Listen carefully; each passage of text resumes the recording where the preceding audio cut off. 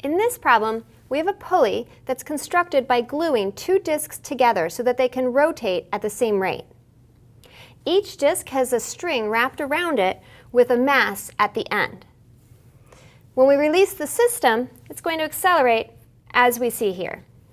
Our end goal will be to find the rate of the angular acceleration as well as the magnitude of the tension in each of the ropes.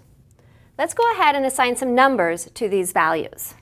So the mass m1 is attached to the outer radius r1, and mass m1 is going to be equal to 1 kilogram, and r1, the radius of the larger pulley, is going to be equal to 0.3 meters. The smaller mass, which is attached to the inner disc, is going to have a value of 0.6 kilograms, and the smaller radius r2 is going to be equal to 0.2 meters.